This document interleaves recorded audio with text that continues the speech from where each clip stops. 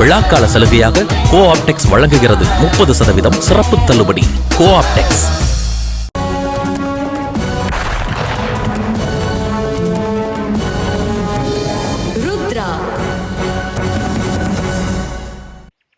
என் மந்திரத்துக்கு கட்டுப்பட்டு நான் என்னென்னலாம் சொல்றேனோ எல்லாத்துக்குமே தலையாட்டுற பொம்மை தான் உன் தங்கச்சி காவ்யா. இங்க பாரு, உனக்கு பிரச்சனைனா ஸ்ட்ரைட்டா ஏன் கூட மோது. அதை விட்டுட்டு அவளை எதுக்கு இதுல இழுத்து விடுற? என்ன ருத்ரா, அவளை வச்சுதானே நான் என் ஆட்டத்தையே ஆட போறேன். அப்புறம் எப்படி அவளை கழட்டி விட முடியும்?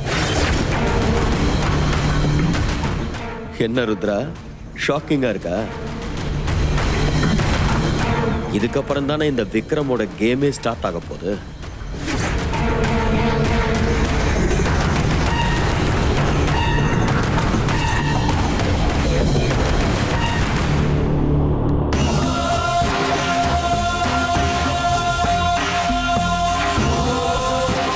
Morning madam. வாங்க விக்ரம் சார். காவ்யா கிட்ட கொஞ்சம் பேசலாமா? போய் பேசுங்க. தேங்க்யூ.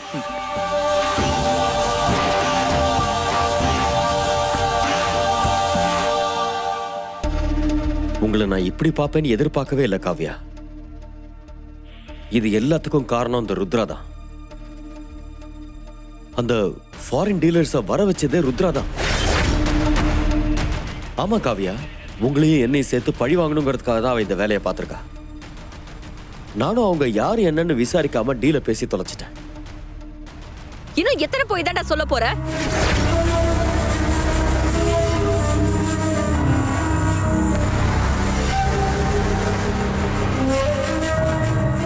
காவ்யா, இவன் சொல்றதெல்லாம் நீ நம்பாத. இவன் உன்னை நம்ப வச்சு ஏமாத்திக்கிட்டு இருக்கான். எனக்கு புரியல. எனக்கு காவ்யாவை ஏமாத்தணும்னு எந்த அவசியமும் இல்ல ருத்ரா மேடம். நீங்க தான் அவங்க வாழ்க்கையை கெடுக்கிறதுக்கு பிளான் பண்ணி எல்லா வேலையும் பண்ணி வச்சிருக்கீங்க. இல்ல, நான் தெரியாம தான் கேக்குறேன். உண்மையிலேயே அந்த ஃபாரின் டீலர்ஸ் தப்பானவங்க தானே? அவங்கள சுட்டு கொல்ல வேண்டியது தானே? அதென்ன முட்டிக்கு கீழே சுட்டு பிடிக்கிறது? அப்படி சுட்டு பிடிக்கிறதுக்கு அவங்க என்ன திருடங்களா? நம்ம நாட்டையே அழிக்க வந்த கிரிமினல்ஸ் தானே? 2 பேரையும் நெத்தியில சுட வேண்டியதானே? நெத்தியில. என்ன செய்யறது? நியாயப்படி பார்த்தா உன்னதான் சுட்டு தள்ளி இருக்கணும். எஸ்கேப் ஆயிட்ட. பாத்தீங்களா காவ்யா, பாத்தீங்களா? நியாயத்தை பேசினா எப்படி மிரட்டுறாங்க பாத்தீங்களா? இதுக்கு பேர் தான் அதிகார திமிருங்கிறது.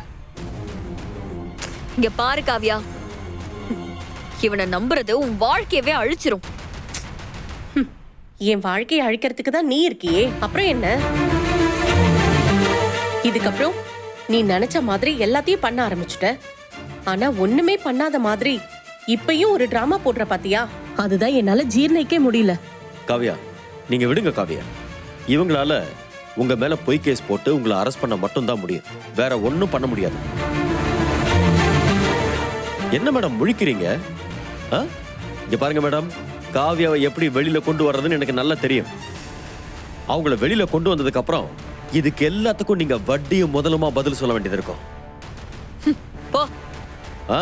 போறேன், இப்ப போறேன். ஆனா கூடிய சீக்கிரம் காவ்யா மேல எந்த தப்பும் இல்லைன்னு ப்ரூவ் பண்ண திரும்பவும் வருவேன். காவ்யா, நீங்க எதுவும் கவலைப்படாதீங்க, நான் பாத்துக்கிறேன். ஓகே? பீ ஸ்ட்ராங்.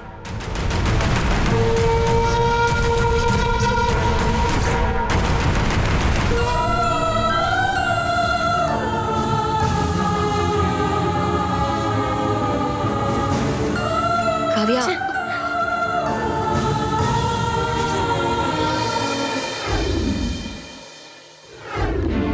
எங்க மாப்பிள்ள கூட்டிட்டு போறீங்க? எங்க போறோம்? நீங்க வாங்க மாமா, நான் சொல்றேன். எங்கன்னு சொன்னா நானே வர போறேன். எதுக்கு இப்படி? நான் சொல்றேன் மாமா, நீங்க வாங்க.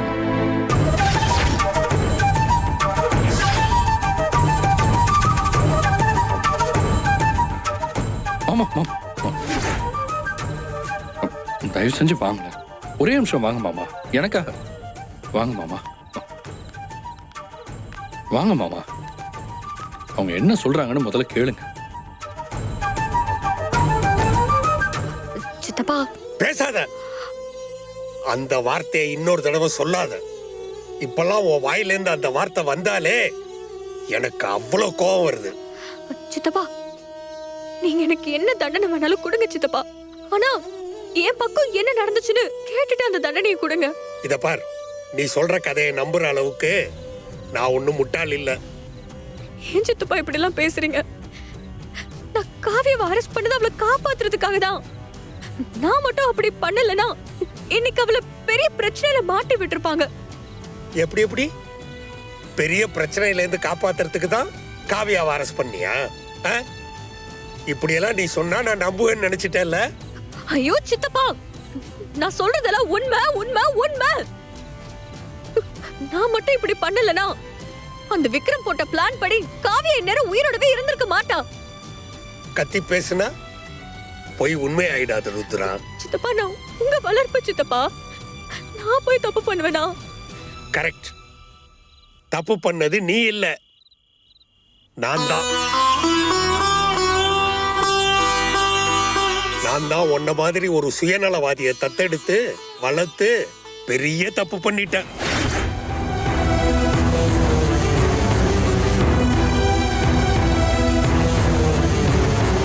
இத பார் ருத்ரா, இதுவரைக்கும் எப்படின்னு எனக்கு தெரியாது. ஆனா இப்ப சொல்றேன், இனிமே உன் வாழ்க்கையில உனக்கு முதல் எதிரி நான் தான்.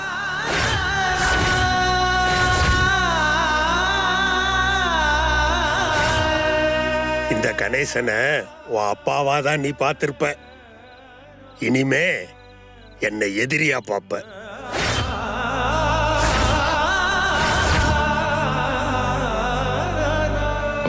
மாமா, என்ன மாமா அது இப்படிலாம் பேசிட்டு இருக்கீங்க? அவங்க என்ன சொல்ல வராங்கன்னு முதல்ல காது கொடுத்து கேளுங்க. மாப்ள, இந்த விஷயத்துல நீங்க தலையிடாதீங்க, அதான் உங்களுக்கு நல்லது. உனக்காக நான் என்னென்ன இழந்தேன்னு எல்லாத்தையும் நீ மறந்துட்டேல்ல. உன்னை போய் என் மகளா நினைச்சு வளர்த்தம் பாரு. அத நினைச்சாலே எனக்கு உடம்பெல்லாம் எரியுது. இங்க பார், நாளைக்கு நைட்டுக்குள்ள என் பொண்ணை வெளியே கொண்டு வருவேன். முடிஞ்சா தடுத்துக்கோ. இனிமே காவியா மட்டும்தான் என் மக.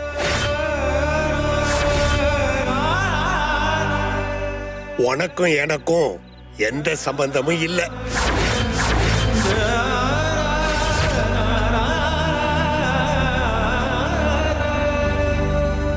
என்னை பொறுத்த வரைக்கும் உனக்கும் எனக்குமான உறவு மொத்தமா முடிஞ்சு போச்சு. இதுக்கப்புறம் என் முகத்துல முழிக்காத. சித்தப்பா, ச்சே.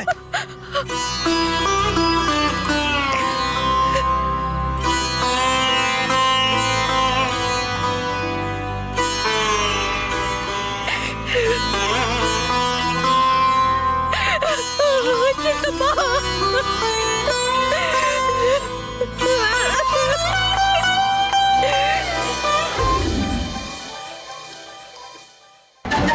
ஆமா, விக்ரம் எங்க இருக்க?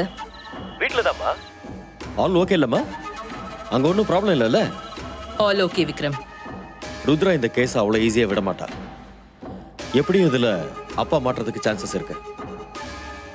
அதனாலதான்மா உங்க 2 பேரையும் அங்க அனுப்பி வச்சிருக்கேன். அது மட்டும் இல்லம்மா, நான் இதுக்கப்புறம் செய்ய போற எல்லா வேலைக்கும் நீங்க இங்க இருக்கிறது ரிஸ்க் தான். அந்த ருத்ரா உங்களை வச்சுதான் என்ன மிரட்டிட்டு இருக்கா. இனிமே நீங்க இங்க இல்லைன்னு தெரிஞ்சதுக்கு அப்புறம் அவளால என்ன எதுவும் பண்ண முடியாது. நீ என்ன பண்ணுவியோ அது எனக்கு தெரியாது. அவளை ஒரேடியா முடிச்சிரு. நான் பாத்துக்கிறேம்மா. நீங்களும் சேஃபா இருங்கம்மா. நான் மார்னிங் கால் பண்றேன். ருத்ரா, இதுக்கப்புறம் என்னை எப்படி நீ பிளாக்மெயில் பண்றன்னு நானும் பார்க்கறேன்.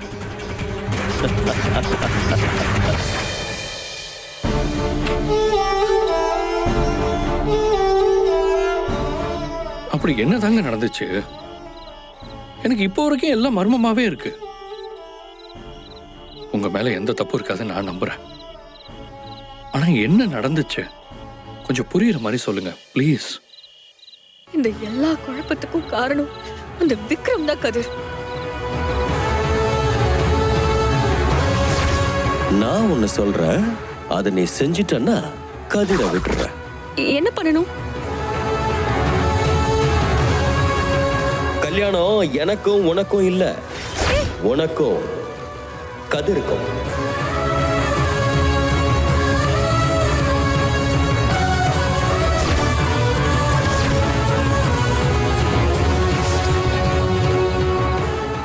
காவியாவை நான் மட்டும் வந்து அரெஸ்ட் பண்ணாம இருந்திருந்தா அன்னைக்கு என்ன வேணாலும் நடந்திருக்கும் கதிர்.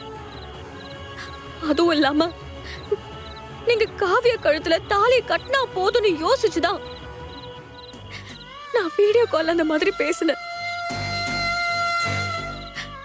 ஆனா பக்கத்துல சித்தப்பா இருந்தது எனக்கு தெரியாது.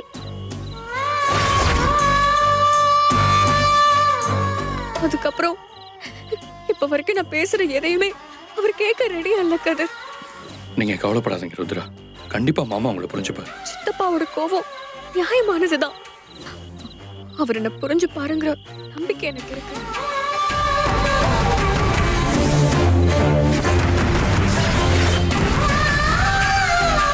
கதிர்,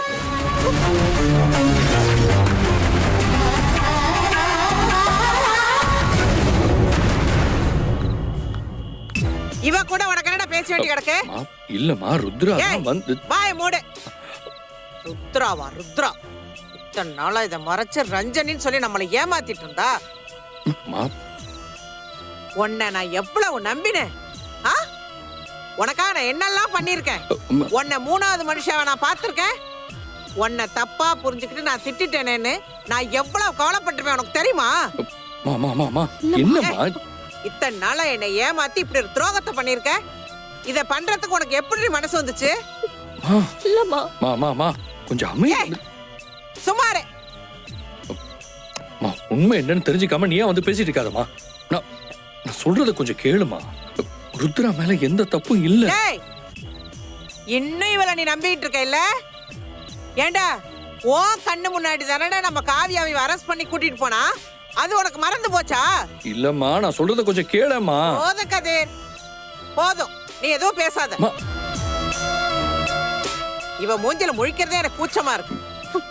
இந்த பார், உனக்கு எவனையாவது கல்யாணம் பண்ணிக்கணும்னு தோணுச்சு, வேற ஒரு ஆம்பளைய பார்த்து கல்யாணம் பண்ணிக்க. அவனுக்கு இப்ப வேற ஒரு பொண்ணோட கல்யாணம் ஆயிடுச்சு. புரியுதா நான் சொல்றது?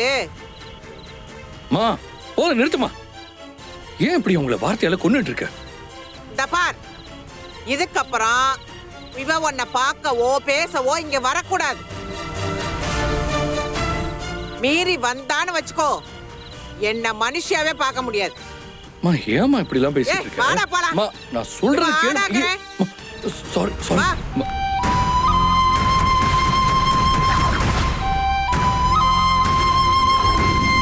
எல்லா டீடைல்ஸையும் இமீடியட்டா கலெக்ட் பண்ணுங்க.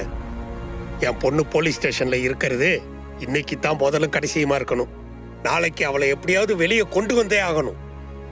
நாளைக்கு காலையில நான் வீட்டை விட்டு கிளம்பும் போது உங்களுக்கு கால் பண்றேன். நீங்களும் கொஞ்சம் சீக்கிரம் வந்துருங்க. ஓகே, வச்சிடுறேன்.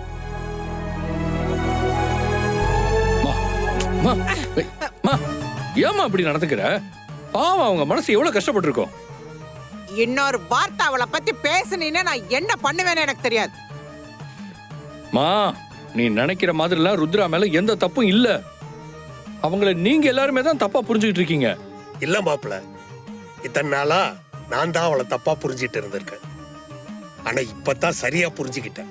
மாமா, நீங்களே இப்படி பேசுறதா எனக்கு இன்னும் கஷ்டமா இருக்கு. நீங்க ருத்ரா சொல்றத ஒரு தடவையாவது காது கொடுத்து கேளுங்க ப்ளீஸ். மாப்பிள்ள, அவ என் பொண்ணு காவியாவோட வாழ்க்கை நல்லா இருக்க கூடாதுன்னு நினைச்சுதான் உங்க கல்யாணத்தையே நிறுத்த பார்த்தது மட்டும் இல்லாம இப்போ ஒரு தப்பான கேஸ்ல அவளை அரெஸ்ட் பண்ணி வேற வச்சிருக்கா. இதுக்கெல்லாம் அவ சொல்ற காரணம் எல்லாமே செப்பக்கட்டு தான். அது எதுவுமே உண்மை இல்ல மாப்பிள்ள. நீங்க அவன் மேல இருக்கிற நம்பிக்கையில இப்படி விட்டு கொடுக்காம பேசிட்டு இருக்கீங்க. ஆனா இத்தனை வருஷமா உங்களை விட அவளை அதிகமா நம்பினவன் நான். அவளுக்காக நான் என் வாழ்க்கையில எவ்வளவோ இழந்திருக்கேன். அப்படிப்பட்ட நானே சொல்றேன், ருத்ராவை நம்பாதீங்க. இதுதான் அவளோட உண்மையான சுயரூபம். அதை நீங்களும் கூடிய சீக்கிரம் தெரிஞ்சுக்குவீங்க.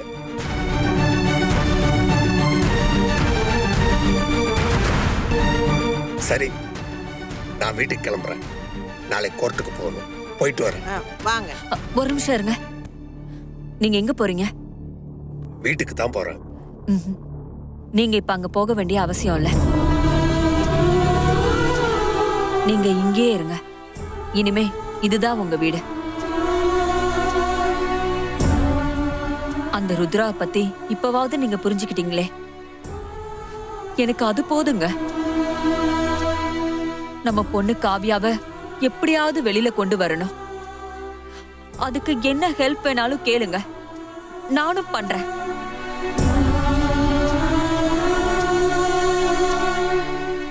வேண்டாம் இந்திரா, இதை நானே பாத்துக்கிறேன். நம்ம பொண்ணை வெளியே கொண்டு வர வேண்டியது என் பொறுப்பு.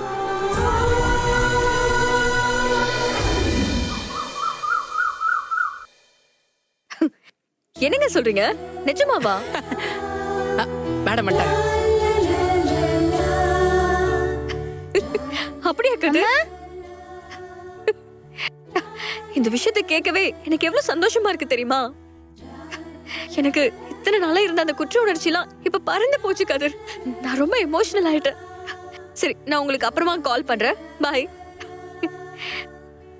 மேடம், என்ன மேடம் பயங்கர சந்தோஷமா பேசிக்கிட்டு இருக்கீங்க? என்ன ஆச்சு? என்னோட இந்திரா சித்தி கணேசன் சித்தப்பாவை ஏத்துக்கிட்டாங்களாம். என்ன அவரு தத்து எடுத்துட்டு வந்ததுனாலதான் அவங்க இத்தனை வருஷமா பிரிஞ்சிருந்தாங்க. ஆனா இன்னைக்கு அவங்க ஒண்ணு சேர்ந்துட்டாங்கன்னு கேட்டதும் எனக்கு அவ்வளவு சந்தோஷமா இருக்கு வேலு. எனக்கு விவரம் தெரிஞ்சதுல இருந்து சித்தப்பா இந்த விஷயத்துல எவ்வளவு கஷ்டப்பட்டாருன்னு நான் கூடவே இருந்து பாத்திருக்கேன். காவியாவும் சித்தியும் எங்க இருக்காங்கன்னே தெரியாம அவர் அவ்வளவு தவிச்சிருக்காரு. பெத்த பொண்ணு கூட இருந்து பாத்துக்க முடியலன்னு நிறைய நாள் வாய் விட்டு அழுது இருக்காரு. அப்பெல்லாம் அவரு என்ன சொல்லி ஆறுதல் படுத்துறதுன்னே தெரியாது வேலும். ஆனா அதையும் மீறி என்னை வளர்த்து படிக்க வச்சு ஒரு போலீஸ் ஆக்கி என்ன அழகு பார்த்தவர் அவர். ஆனா அவரோட சந்தோஷம் என்னால கெட்டு போயிருச்சுன்னு நான் அடிக்கடி ஃபீல் பண்ணிருக்கேன். இப்ப எனக்கு அந்த கவலை இல்ல. சித்தப்பா அவர் குடும்பத்தோட சேர்ந்துட்டாருன்னு கேள்விப்பட்டதும் எனக்கு அவ்வளவு சந்தோஷமா இருக்கு. அதெல்லாம் சரிதான் மேடம். ஆனா கணேசன் சார் தான் உங்களை தப்பா புரிஞ்சுக்கிட்டு இருக்காரு. இன்னைக்கு கோர்ட்ல வச்சு காவியா குற்றவாளி இல்லைன்னு நான் ப்ரூவ் பண்ணிருவேன் வேலு. அதுக்கப்புறமா சித்தப்பா மட்டும் இல்ல, எல்லாருமே என்ன புரிஞ்சுப்பாங்க. என் மேல தப்பு இல்லைங்கிறதையும் தெரிஞ்சுப்பாங்க. அது எப்படி மேடம்?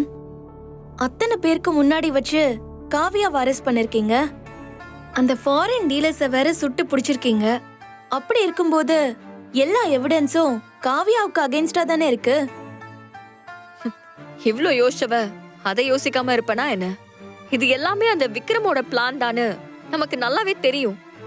அவனை பிடிக்கலான்னு நினைச்சு இந்த கேஸ நான் இன்வெஸ்டிகேஷன் பண்ணி பார்த்தப்ப அவன் சைடு எந்த தப்புமே இல்லைங்கிற மாதிரி ரொம்ப கிளியரா பண்ணி வச்சிருக்கான். அப்புறம் எப்படி காவியாவை வெளியில கூட்டிட்டு வருவீங்க? இரு சுகுணா, நான் தான் இன்னும் சொல்லியே முடிக்கலையே. அந்த விக்ரம் அரெஸ்ட் பண்ணதான் நம்ம கிட்ட எவிடன்ஸ் இல்ல. ஆனா காவியாவை ரிலீஸ் பண்றதுக்கு நம்ம கிட்ட தான் எவிடன்ஸ் இருக்குல்ல. மேடம், என்னமோ சொல்றீங்க, ஆனா என்ன சொல்றீங்கன்னு எனக்கு ஒண்ணுமே புரியல. வேலு, அந்த ஃபாரின் டீலர்ஸ் கிட்ட பேசினது விக்ரம் தான். ஆனா பேசின செல்போன் அவன் அப்பா ராம்குமார்து.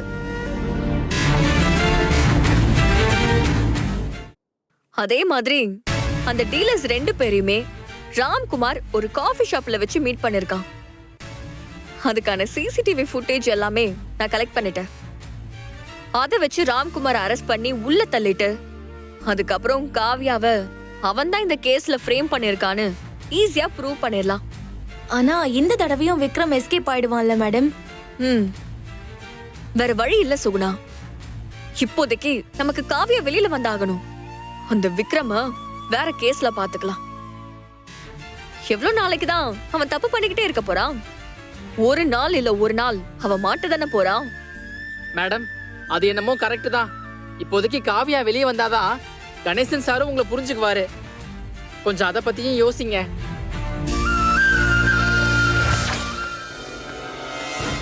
ஏ ஆகாஷ், வா வா, உனக்காக தான் வெயிட் பண்ணிட்டு இருந்தேன்.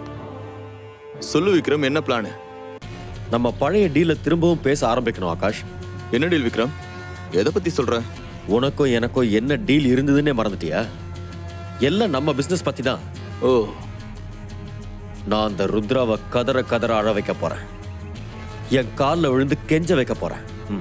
ருத்ரா அழுகுற ஆளும் கிடையாது, கெஞ்சுற ஆளும் கிடையாது. அப்புறம் எப்படி இது நடக்கும்? நடக்கும் ஆகாஷ், இது ரெண்டுமே நடக்கும். இங்க பாரு, நீ என்ன பண்ற? உடனே மூர்த்தியை வர சொல்லு.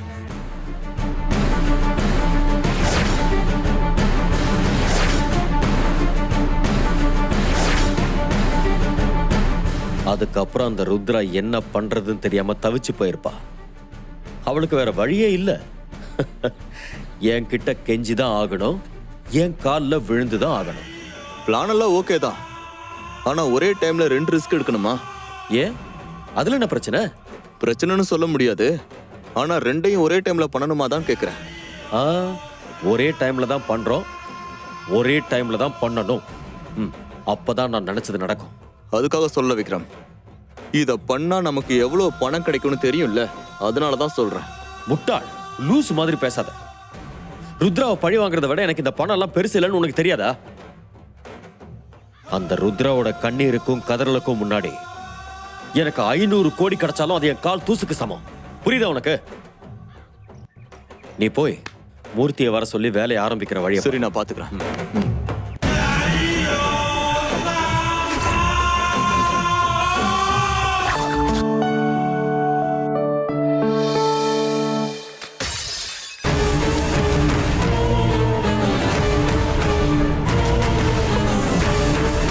மேடம், என்னாச்சு?